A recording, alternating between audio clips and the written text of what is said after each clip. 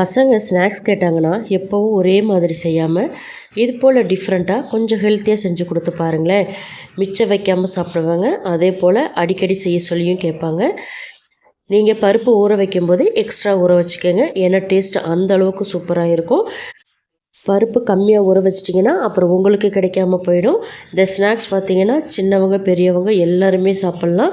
அதே போல் எண்ணெயும் ரொம்ப கம்மியாக தான் தேவைப்படும். அதிக அளவில் எண்ணெய் தேவைப்படாது. டேஸ்ட் வந்து ரொம்ப சூப்பராக இருக்கும். கண்டிப்பாக ட்ரை பண்ணி பாருங்கள். இப்போ வாங்க இந்த ஸ்நாக் ரெசிபியை எப்படி செய்கிறதுன்னு பார்க்கலாம். ஃபஸ்ட்டு பருப்பு ஊற வச்சுக்கலாம். பருப்பு ஊற வைக்கிறதுக்கு ஒரு பவுல் எடுத்துக்கோங்க. அதில் 1 கப் அளவுக்கு கடலைப்பருப்பு எடுத்துக்கோங்க. நான் ஒரு குட்டி டம்ளரில் எடுத்திருக்கேன். அதே கப்பால் 1/4 கப் அளவுக்கு துவரம்பருப்பு எடுத்துக்கோங்க.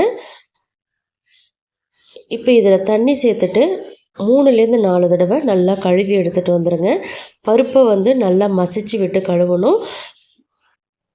இப்போ நான் காட்டுறேன் பாருங்கள் வீடியோவில். அதே போல் அந்த விரல்களால் நல்லா பருப்பை மசிச்சு விட்டு நல்லா பிசைஞ்சு விட்டு கழுவிக்கங்க. ஒரு 3லேருந்து 4 தடவை கழுவுங்க. நீங்கள் இட்லி தோசை இதுக்கெல்லாம் உளுந்து ஊற வச்சிங்கனாலும் இதே போல் கழுவிக்கங்க. இப்போ வந்து தண்ணியை வடிகட்டிட்டு வந்துடலாம். தண்ணியை வடிகட்டிட்டு மறுபடியும் நல்ல தண்ணி ஊற்றிட்டு ஒரு 3 மணி நேரத்துக்கு நல்லா ஊற வச்சுக்கலாம். கடலைப்பருப்புன்றதுனால கொஞ்சம் ஊறுறதுக்கு டைம் எடுக்கும். அதனால் தண்ணி சேர்த்துட்டு 3 மணி நேரத்துக்கு ஊற வச்சுக்கோங்க. பருப்பு ஊற வைக்கிறதுக்கு தண்ணி கொஞ்சம் எக்ஸ்ட்ரா சேர்த்துக்கோங்க. ஏன்னா கடலைப்பருப்பு வந்து ஊற டைம் எடுக்கும். தண்ணி நிறையா தேவைப்படும். அதனால தான். இப்போ பருப்பு நல்லா ஊறிடுச்சு பாருங்கள். பருப்பு நம்ம எவ்வளோ கம்மியாக சேர்த்தோம் இப்போ எவ்வளோ டபுளாகிடுச்சு பாருங்கள். இப்போ பருப்பு சூப்பராக ஊறி வந்திருக்கு. நான் உடச்சி காட்டுறேன் பாருங்கள். இது துவரம் பருப்பு. இப்போ நான் அடுத்து காட்டுறது வந்து கடலைப்பருப்பு. 2 பருப்புமே சூப்பராக ஊறியிருக்கு. தண்ணி வந்து கொஞ்சம் கூட இல்லாமல் நல்லா வடிகட்டி எடுத்துகிட்டு வந்துடுங்க. இந்த பருப்புக்கு வந்து தண்ணி இல்லாமல் அரைச்சா தான் நல்லா சூப்பராக வரும். இப்போ வடிகட்டிட்டு வந்ததுக்கப்புறம் ஒரு 1 டேபிள் ஸ்பூன் அளவுக்கு அந்த ஊற வச்ச பருப்பு ஒரு பவுலில் எடுத்து தனியாக வச்சுக்கோங்க. இப்போ மீதி இருக்கிற பருப்பை வந்து மிக்ஸி ஜாரில் சேர்த்துட்டு கொரப்பாக அரைச்சி எடுத்துகிட்டு வந்துடலாம். அது குட்டி ஜாராக எடுத்துக்கோங்க. அப்போ ஈஸியாக உங்களுக்கு அரைப்பட்டுரும். பெரிய ஜாராக எடுத்திங்கன்னா அரைக்கிறது கொஞ்சம் கஷ்டமாக இருக்கும். இப்போ இதை அரைச்சிட்டு வந்துடலாம். தண்ணி ஒரு ட்ராப் கூட சேர்க்கக்கூடாது. நல்லா பல்ஸில் வச்சு ஒரு 2 சுற்றி எடுத்துகிட்டு வந்தீங்கன்னா நல்லா கொரன்னு அரைஞ்சி வந்துடும். இப்போ பாருங்கள், பருப்பு இந்த அளவுக்கு தான் நீங்கள் அரைச்சிக்கணும். எவ்வளோ திக்காக இருக்குது பாருங்கள், கொரப்பாக இருக்குது பாருங்கள். இதே போல் அரைச்சிக்கோங்க. ரொம்ப நைஸாக வளவலன்னு அரைச்சிடாதீங்க. இப்போ இதை வந்து ஒரு பவுலுக்கு நான் மாற்றிக்கிறேன். இந்த மாவு வந்து கொஞ்சம் தண்ணியாக அரைச்சிட்டிங்க அப்படின்னா நீங்கள் எண்ணெயில் போட்டு பொரிக்கும் போதும் சரி, இல்லை தோசைக்கல்லில் போட்டு சுடும்போதும் சரி உடஞ்சி வந்துடும். அதனால் கெட்டியாக அரைச்சிக்கோங்க. இப்போ மீதி இருக்கிற பருப்பையும் அதே போல் அரைச்சிட்டு வந்து பவுலுக்கு மாற்றிக்கிறேன். இதில் வந்து நீங்கள் துவரம் பருப்பு ஸ்கிப் பண்ணிவிட்டு வேறு கடலைப்பருப்பு மட்டும் யூஸ் பண்ணாலும் யூஸ் பண்ணிக்கோங்க, உங்களுடைய விருப்பம். இப்போ அதே மிக்ஸி ஜாரில் பார்த்தீங்கன்னா ஒரு 2 கொத்து அளவுக்கு கருவேப்பிலை சேர்த்துக்கோங்க. கருவேப்பிலை கொஞ்சம் ஃப்ரெஷ்ஷாக சேர்த்துக்கோங்க. ஒரே ஒரு பச்சை மிளகாய் சேர்த்துக்கோங்க. ஒரு 3லேருந்து 4 காஞ்ச மிளகாய் சேர்த்துக்கோங்க. பூண்டு வந்து ஒரு 4 பல் அளவுக்கு சேர்த்துக்கோங்க. பூண்டு நான் தோல் நீக்கிட்டு சேர்த்துருக்கேன். தோலோடு சேர்த்தாலும் சேர்த்துக்கோங்க, உங்களுடைய விருப்பம். சின்ன துண்டு இஞ்சி கட் பண்ணி சேர்த்துருக்கேன். ஒரு 1/2 டீஸ்பூன் அளவுக்கு சீரகம் சேர்த்துக்கோங்க. 1 டீஸ்பூன் சோம்பு சேர்த்துக்கோங்க. சீரகம் சோம்பு 2மே கட்டாயமாக சேருங்க. ஃப்ளேவர் ரொம்ப நல்லா இருக்கும். இப்போ இது எல்லாத்தையுமே பல்ஸில் வச்சு கொரப்பாக அரைச்சி எடுத்துகிட்டு வந்துடுங்க. இதுலேயும் தண்ணி ஒரு ட்ராப் கூட சேர்க்கக்கூடாது.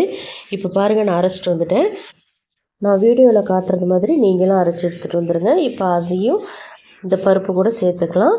இஞ்சி பூண்டு கருவேப்பிலை இது எல்லாமே கட் பண்ணி சேர்க்குறதுக்கு பதிலாக இது போல் அரைச்சி சேர்த்து பாருங்கள். டேஸ்ட்டு ரொம்ப நல்லா இருக்கும். இது ஸ்டேஜில் வறுத்த வேர்க்கடலை நான் சேர்த்துக்கிறேன். இடித்து சேர்க்காதீங்க. வேர்க்கடலை வந்து 2ஆக உடச்சி தான் நான் சேர்த்துருக்கேன். இதே போல் நீங்களும் சேர்த்துக்கோங்க.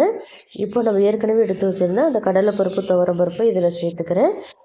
ஒரு 1/2 கைப்பிடி அளவுக்கு பொடியாக நறுக்கின கொத்தமல்லி இலை சேர்த்துக்கிறேன். கொத்தமல்லி இலை எந்த அளவுக்கு சேர்க்குறீங்களோ அந்த அளவுக்கு ஃப்ளேவர் நல்லாயிருக்கும். பொடியாக நறுக்கின வெங்காயம் 2 சேர்த்துக்கிறேன். அதே போல் நான் பெரிய வெங்காயம் சேர்த்துருக்கேன். நீங்கள் சின்ன வெங்காயம் இருந்தால் கூட சேர்த்துக்கோங்க, டேஸ்ட் நல்லாயிருக்கும். நல்லா ஒரு கைப்பிடி நிறையா பொடியாக நறுக்கின முட்டைக்கோசு சேர்த்துருக்கேன். முட்டைக்கோசு சேர்த்து செஞ்சு பாருங்கள், சூப்பராக இருக்கும். டேஸ்ட்டு கொஞ்சம் டிஃப்ரெண்ட்டாக இருக்கும். ஸ்கிப் பண்ணிடாதீங்க முட்டைக்கோஸை. இப்போ வந்து உப்பு சேர்த்துக்கலாம். உப்பு சேர்த்துட்டு நல்லா கையை வச்சு அழுத்தம் கொடுத்து நல்லா பிசைஞ்சு விட்டுக்கோங்க. நம்ம பருப்பில் சேர்த்துருக்கிற எல்லா பொருட்களையுமே நல்லா ஈவனாக மிக்ஸ் ஆகணும். அதனால் நல்லா அழுத்தம் கொடுத்து மிக்ஸ் பண்ணி விட்டுக்கோங்க. முட்டைகோஸ் சேர்த்துருக்கிறதுனால மிக்ஸ் பண்ணும்போது தண்ணி விடுமான்னு கேட்டிங்கன்னா தண்ணி விடாது. ரொம்ப நேரம் வச்சுருந்திங்கன்னா மாவு லூஸ் ஆகிடும். அந்த டைமில் வந்து தேவைப்பட்டால் 1 ஸ்பூனோ 2 ஸ்பூனோ கடலை மாவு மட்டும் சேர்த்துக்கோங்க. இப்போ நல்லா மிக்ஸ் பண்ணிவிட்டேன். இப்போ பெரிய பால் சைஸில் எடுத்து நல்லா உருண்டை பிடிச்சிக்கோங்க. ஏன்னா நம்ம தோசைக்கல்லில் தான் போட்டு எடுக்க போகிறோம், எண்ணெயில் போட்டு பொரிக்க போகிறதில்ல. நல்லா ஓரளவுக்கு பெரிய சைஸாக நீங்கள் தட்டிக்கங்க.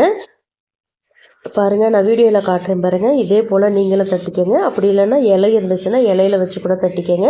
இல்லை டைரெக்டாக நீங்கள் தோசைக்கல்லில் தட்டுவீங்கன்னா தோசைக்கல்லில் கூட நீங்கள் தட்டிக்கலாம். இதை விட பெரிய சைஸில் கூட நீங்கள் தட்டிக்கலாம். இதே போல் நீங்களும் தட்டிக்கங்க. இப்போ நான் தட்டிட்டேன். இப்போ தோசைக்கல்லில் போட்டு பொரித்து எடுத்துக்கலாம். தோசைக்கல்லை நல்லா ஹீட் பண்ணி எண்ணெய் சேர்த்துக்கோங்க. தோசைக்கல் எண்ணெயும் நல்லா ஹீட்டில் இருக்கணும். எண்ணெய் நல்லா சூடான பிறகு தான் நீங்கள் நம்ம ரெடி பண்ணி வச்சுருக்கிற அந்த மாவை உள்ளே சேர்க்கணும். இப்போ நான் மாவை உள்ளே சேர்த்துக்கிறேன். எண்ணெய் நல்லா சூடாக இருக்குது. மாவை சேர்த்ததுக்கு அப்புறம் நீங்கள் அடுப்பை வந்து மீடியம் ஃப்ளேமில் வச்சுக்கணும். ஹை ஃப்ளேம்லேயே வச்சுருக்கக்கூடாது. இதை வந்து மீடியம் ஃப்ளேமில் குக் பண்ணுங்கள். இப்போ பாருங்கள், அடியில் நல்லா குக் ஆகிடுச்சு. நல்லா கலர் மாதிரி வந்திருக்கிறது உங்களுக்கே டிஃப்ரெண்ட் தெரியுது பாருங்கள். இப்போ திருப்பி போட்டு இன்னொரு சைடு குக் பண்ணிக்கலாம். இது வந்து எண்ணெயிலே நீங்கள் டைரெக்டாக பொரிச்சு எடுக்கலாமே, ஏன் தோசைக்கல்லில் போட்டு எடுக்கிறீங்கன்னு கேட்கலாம். தோசைக்கல்லில் செஞ்சு எடுக்கிறதுக்கும் எண்ணெயில் போட்டு பொரிச்சு எடுக்கிறதுக்கும் டோட்டல் டிஃப்ரெண்ட்டாக இருக்கும் டேஸ்ட்டு. நீங்கள் கண்டிப்பாக ட்ரை பண்ணி பாருங்கள். தோசைக்கல்லில் செஞ்சு எடுத்து பாருங்கள், டேஸ்ட்டு அவ்வளோ சூப்பராக இருக்கும். உங்களுக்கு எண்ணெய் ரொம்ப ட்ரை ஆகிடுச்சு அப்படின்னா எண்ணெய் சேர்த்துட்டு குக் பண்ணுங்கள். இல்லைன்னா கருகிடும். நமக்கு இதுமாரி கோல்டன் கலரில் கிடைக்காது, கருப்பாயிடும். இப்போ பாருங்கள், 2 சைடும் நல்லா செவந்து வந்துருச்சு. வெளியில் எடுத்துக்கிறேன். இதுக்கு வந்து சைடிஷ்லாம் தேவையில்லை, அப்படியே சுட சுட சாப்பிட்லாம். நல்லா முறுன்னு பயங்கர டேஸ்ட்டாக இருக்கும். நிச்சயமாக இந்த ரெசிபியை உங்கள் வீட்டில் பசங்களுக்கு இன்றைக்கி ஈவினிங்கே செஞ்சு கொடுங்க. செஞ்சு கொடுத்துட்டு உங்கள் ஃபீட்பேக்கை மறக்காமல் எனக்கு கமெண்ட்டில் சொல்லுங்கள். இதே போல் நிறைய ஸ்நாக்ஸ் ரெசிபி நம்ம சேனலில் நான் அப்லோட் பண்ணியிருக்கேன். டிஸ்கிரிப்ஷன் பாக்ஸில் லிங்க் தரேன், மறக்காமல் போய் செக் பண்ணி பார்த்துக்கோங்க. அதே போல் இந்த ரெசிபிஸோட பொருட்களையும் அளவுகளையும் நான் டிஸ்கிரிப்ஷன் பாக்ஸில் மென்ஷன் பண்ணுறேன். ஏதாவது டவுட்டாக இருந்தால் அங்கே போய் செக் பண்ணி பார்த்துக்கோங்க. இப்போ நான் யூஸ் பண்ணியிருக்கிற இதே பொருட்களை வச்சு டிஃபன் ரெசிபி கூட நீங்கள் ரெடி பண்ணிக்கலாம். அந்த ரெசிபி வேணும்னா எனக்கு கமெண்ட்டில் எஸ்ன்னு போடுங்க. கண்டிப்பாக நான் வீடியோ அப்லோட் பண்ணுறேன். இந்த ரெசிபி கட்டாயமாக உங்களுக்கு பிடிச்சிருக்குன்னு நம்புகிறேன். பிடிச்சிருந்தால் லைக் பண்ணுங்கள். உங்கள் ஃப்ரெண்ட்ஸ் அண்ட் ஃபேமிலி மெம்பர்ஸ் எல்லாருக்குமே நிறைய ஷேர் பண்ணி விடுங்க. இது போல் இன்ட்ரெஸ்டிங்கான ரெசிபிஸ் தெரிஞ்சுக்க மறக்காமல் அனிதா டேஸ்ட்டுக்காரர் தமிழ் சேனலை சப்ஸ்கிரைப் பண்ணிக்கோங்க. தேங்க்ஸ் ஃபார் வாட்சிங் ஃப்ரெண்ட்ஸ். நாளைக்கு இன்னொரு இன்ட்ரெஸ்டிங்கான ரெசிபிஸோடு சந்திக்கிறேன். பாய்.